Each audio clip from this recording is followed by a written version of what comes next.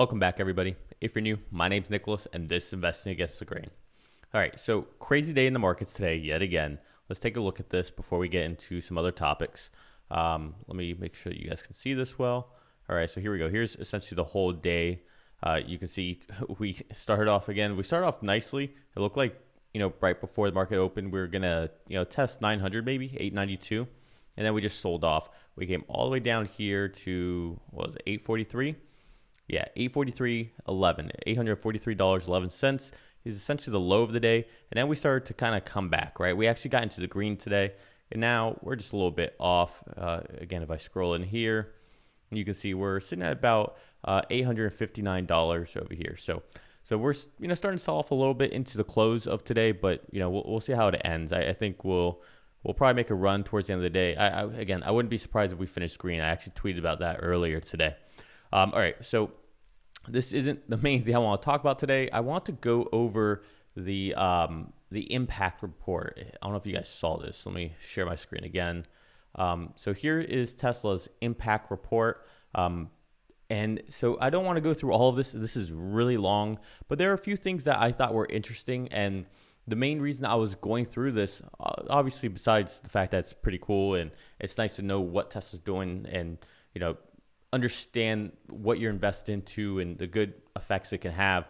But what I thought was very interesting and what I was really scanning for were any signs or hints of things to come in the future product roadmaps, anything to do with Master Plan Part 3. So I did find some interesting things that may lead to some thoughts. So we'll just go through this real quick. I underlined a few things that I found interesting. So again, there's a lot of really cool, important stuff in here, so I'm not going to really have time to get through all of it because we'd be here for like 3 hours, but some interesting stuff. All right, so here's the first thing. 2030, we're aiming to sell 20 million vehicles. Right now, we're in 2022.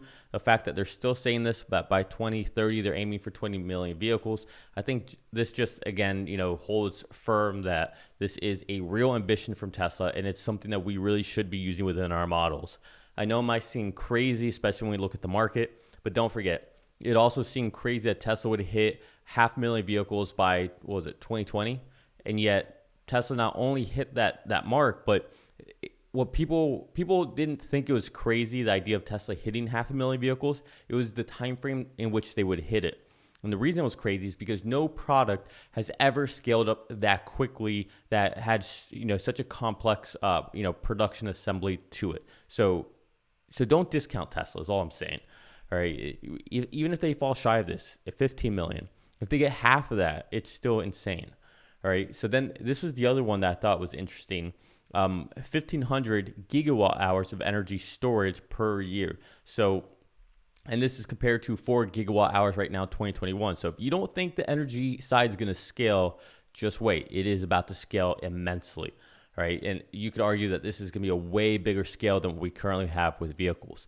So I said this during the review of of Q1 earnings, don't sleep on energy. OK, yes, it hasn't scaled quite the way we thought it would by now. This is the decade of Tesla. So expect this to scale. So I'm going to be using both of these metrics in a model I'm going to be putting together over the weekend, just more so for fun than anything. And just try to project what would it look like if Tesla did sell 20 million vehicles and if they did get to 1,500 gigawatt hours. And I'll probably do something like turn half of this 20 million not into 3Y, S, or X and make half of that just Robotaxis. Or I don't know. I'm still kind of thinking about how I want to do this. But yeah, so I want to factor all these into a model. All right, let's continue here. So again, there's lots of great stuff here. So if I'm skipping over, don't take that to mean anything. Okay, board of directors oversight. Larry Ellison. I just want to highlight that just because it was, he's one of the investors for Twitter right now. Okay, so here. All right, here's the first thing I noticed. Build Gigafactory 1, or the Nevada plant, the largest lithium-ion battery factory in the world so that we can scale most effectively. So I found this interesting. Obviously, they're talking about scale. Obviously, Elon said Master Plan Part 3 is all about scale. But the other reason I thought this was interesting was because Elon also said that Gigafactory Austin would have the largest cell manufacturing plant in the world. So So yeah, I'm curious to see what his thoughts are in comparison. Maybe Austin will become over time, and what they're saying is Nevada can do that now. All right, down here, compensate our CEO only if other shareholders realize tremendous value. So this, I did a conversation with Farzad, and if you haven't seen it yet, check it out. I'll leave a link somewhere here for my video with Farzad. But this goes back to something that he was saying, that he thinks at the shareholder meeting come August, they will probably announce Elon's compensation plan, which is a genius way to structure it, especially for us as shareholders, because his compensation is directly aligned with how the company is performing. So there's not much more that you could want from a shareholder than a CEO, a founder CEO, to be tied that directly. So it just benefits all of us. All right, let's skip over a lot of this. I mean, you guys really should take a look at this. There's so much good stuff. All right, we have a zero tolerance policy when it comes to child or forced labor, human trafficking by our suppliers. So this was a great section just to talk about how well, I won't rush into that. How they source their material, and they talk about this over and over, but their suppliers, how they make sure that they're following good rules and compliance, and how they try to go straight to the miners so that they can have control and enforcement over what Tesla believes is a core principle, which is always doing the right thing. So for anybody who thinks that Tesla isn't doing the right thing, or they're using, mines that use child labor, or there's any kind of conflict, read this. I think this will open up your eyes a lot. All right, pay well.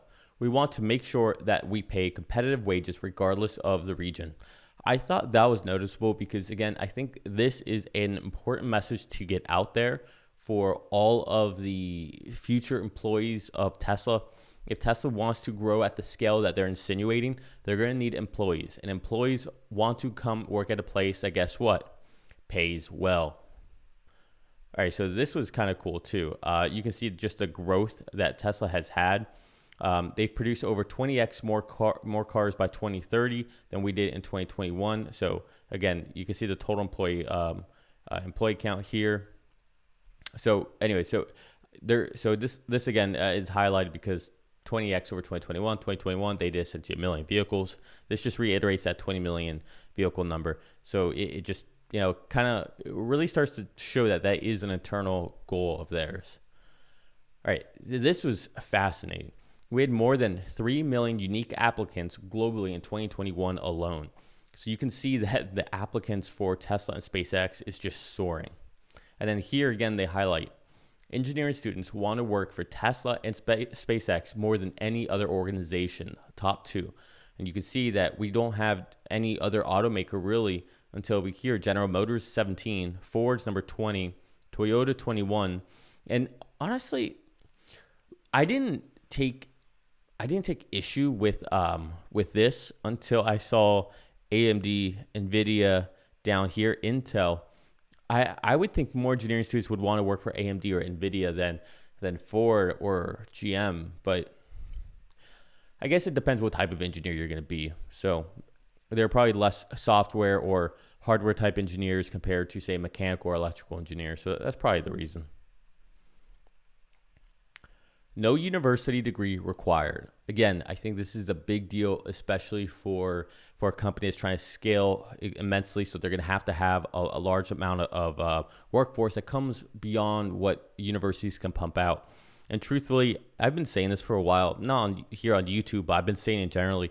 I can see a world where we go away from college education and we try to we reimagine what it means to be educated, or how to learn, or how to have a certain set of knowledge so that we can go into a certain field of work.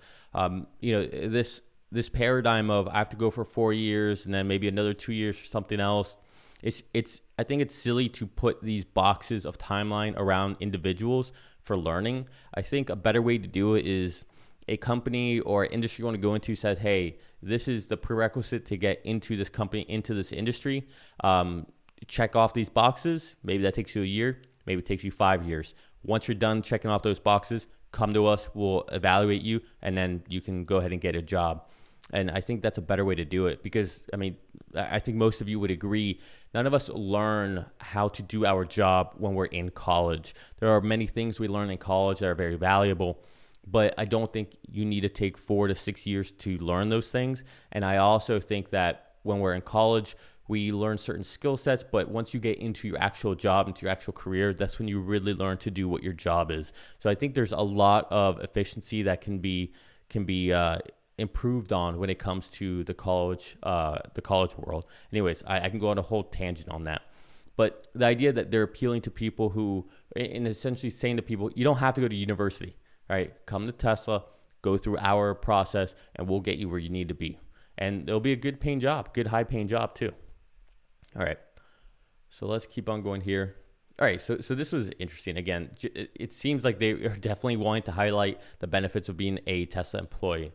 So here it says, assume that an employee received a grant of 320 Tesla shares in 2018 that vested 20 shares per quarter over 16 quarters, so 4 years.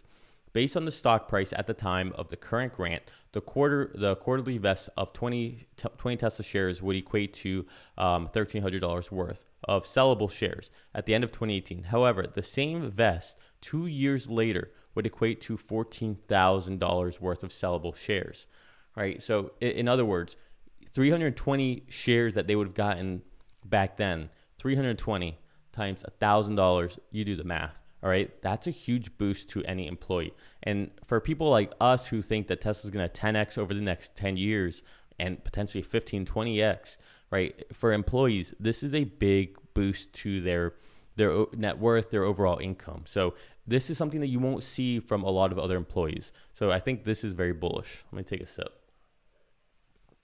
All right, so let's continue here. A few more things. All right. Zero paycheck contribution to medical plan. So as you all know, I'm financially independent. I don't have to work. And it's funny, I was just talking to my manager about this today. One of the main reasons, besides the fact I love the work I do right now, I love my teammates and my team. It's like a family at this point. But one of the main reasons I keep working is because of this. A zero paycheck contribution medical plan. I don't pay anything for my healthcare. It's completely covered, right? You don't see that with a lot of companies. You see that with some Silicon Valley companies, which, I work for a Silicon Valley company, but a lot of them don't do this. A lot of them actually make you pay for your health insurance. For me, as I get older, as I start a family, these are things that matter to me. I don't really feel like paying for medical insurance out of pocket. And so as long as I'm going to keep working, having this type of benefit really means a lot to me. And as I get older, it's going to mean more and more to me. And it's something that will probably keep me working longer than it already has, longer than what I need to. So I think the fact that Tesla is doing this has a real impact. This is one of those benefits that I can tell you right now, in the company I work for, people would revolt if they ever try to get rid of this. This is a big deal. And so kudos to Tesla for doing this. All right. So many good things here. I can't stress enough that you guys should all check this out. Also, just to give you guys a quick update, Tesla's down $14 as of this moment. Okay, supporting Ukraine. I just thought this was awesome. I know we all heard about the Starlink satellites that were sent out for Ukraine, but this was interesting. Let me just get the main part here. So they volunteered, design, prototype, and deploy the first 50 kits containing Powerwall, gateways, and solar inverters to support continued energy access in Ukraine. When paired with one of the 250 solar panels dispatched by volunteers at Gigafactory Berlin, these mini power plants can assist Ukraine communication and essential service indefinitely by using solar to recharge Powerwalls. So the cool thing about this was that they could literally get it, open it up, and very minimal setup and get going. So I thought that was pretty awesome. I mean, we heard a lot of stuff regarding Starlink, but we didn't hear much about Tesla here. And they also opened up supercharging stations and made them free for a while. I think they still are actually. Okay, let me find. So I mean, as you can tell, there's a lot of slides here. So all right. Additionally, we are hoping to see more Tesla vehicle customers installing solar panels or solar roof along with the Powerwall to meet their own energy needs in a sustainable way. So besides all the good that this is highlighting and in the nature of it, this also shows you this scalable stickiness of a platform that Tesla can and probably will become.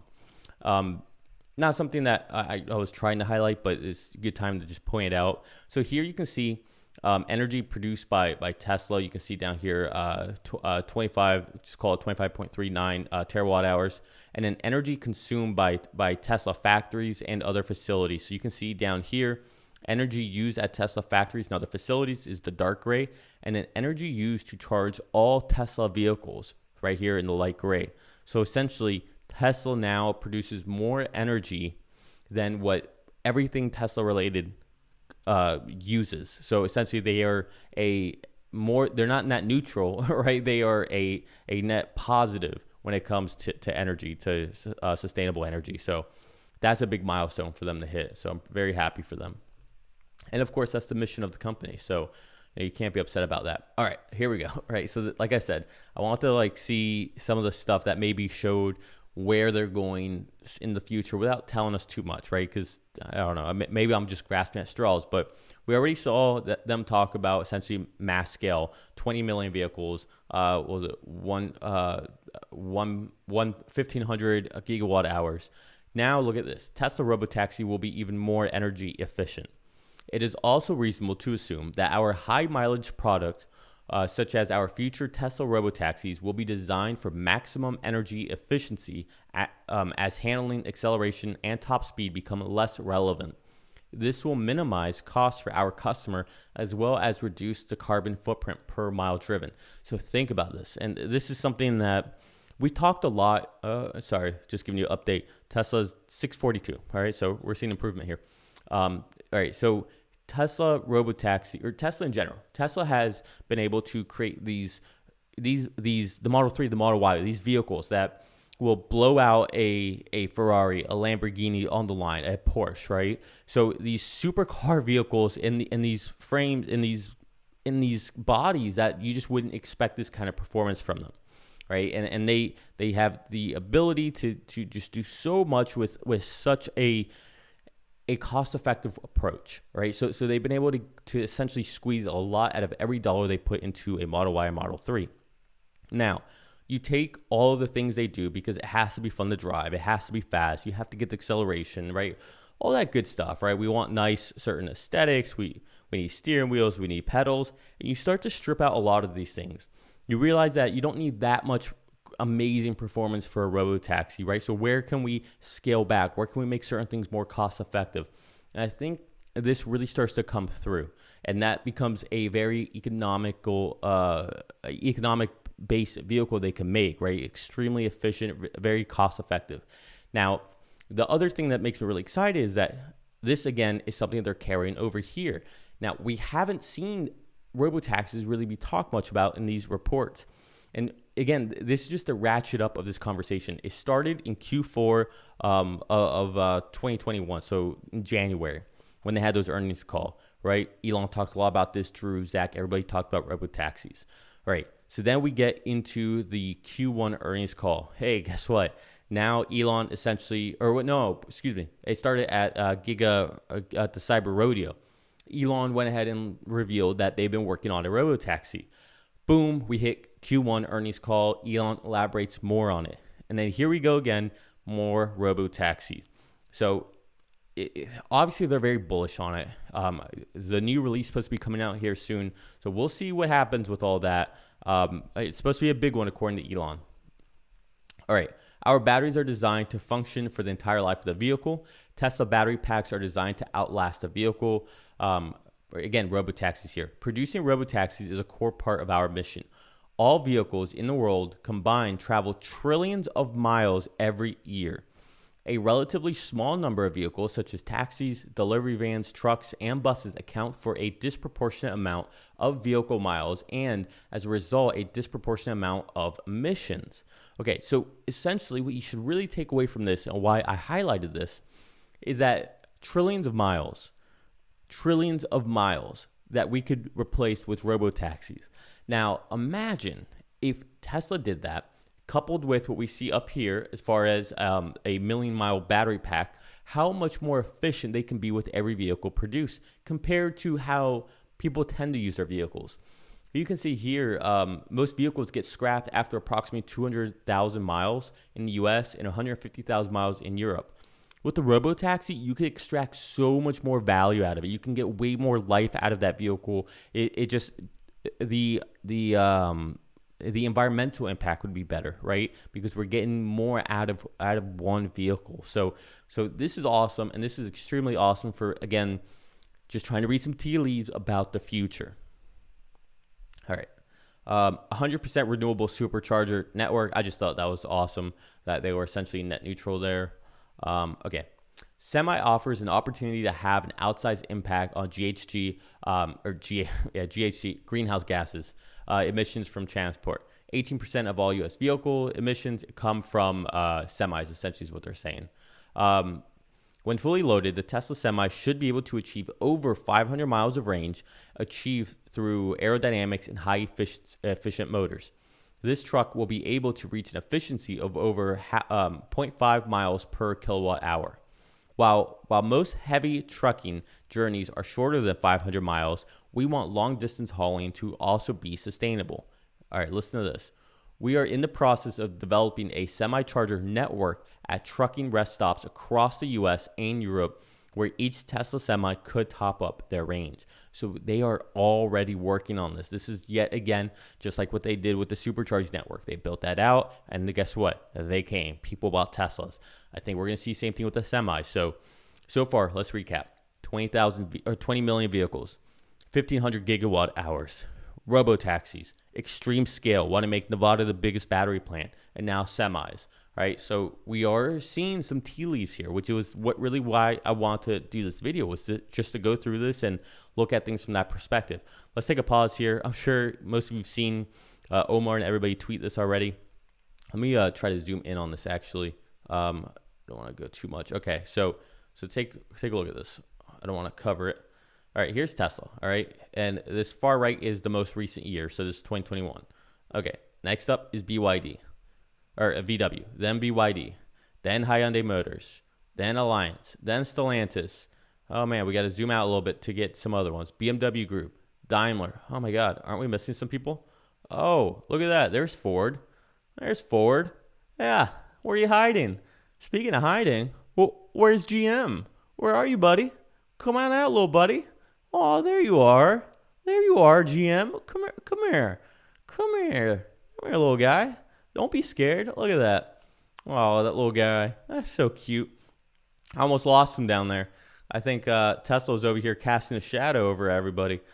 Oh, that's funny. That's cute. But hey, Mary Barra, you led. Yeah, sorry. Couldn't help myself on that one. Okay, so this was something I wanted to address just because of all the FUD that's always out there. Fire incidences are 11 times lower for Tesla vehicles than the average vehicle in the US. Here's my favorite part. They literally just kind of slap the media here. When the media reports a story about a vehicle fire, it is usually reporting on an EV fire. This is likely a result of chasing clicks rather than the prevalence of EV-related fires compared to ICE vehicles, internal combustion engine vehicle-related fires. The reality is, when compared to Tesla vehicles, ICE vehicles catch fire at vastly higher rates. According to the latest available data in 2020, there were almost 173,000 vehicle fires in the US alone. From 2012 to 2021, there has been approximately 5 Tesla vehicle fires for every billion miles traveled. For every billion miles traveled, 5 vehicle fires. By comparison, data from the National Fire Protection Association and U.S. Department of Transportation show that in the U.S., there were 53 vehicle fires for every billion miles traveled. Every billion. There's 53 compared to Tesla's 5. That's a big difference. Okay, so then they talk about some other stuff here on how they calculate it and how there could be like arson situations, which most Tesla fires were in that kind of scope. But yeah, I don't want to get too caught up in that. The whole point is I think Tesla just backhanded the media on that one. Okay. We will continue to collaborate with our suppliers and upstream producers in providing visibility to enable the scale up of key battery minerals. So I looked through this a lot. It just seemed they talked a lot about how they plan on working with suppliers. And you can see a whole bunch of suppliers they have here with getting these minerals and mining and the best practices and all that.